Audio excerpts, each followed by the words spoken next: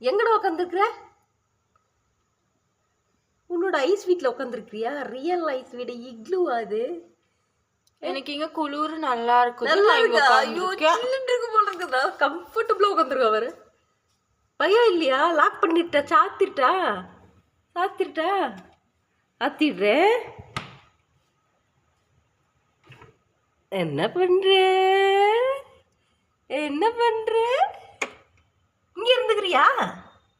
இங்க இருந்துக்கோப்பா. சரி mic tata பாய். இங்க இருந்துக்கோ.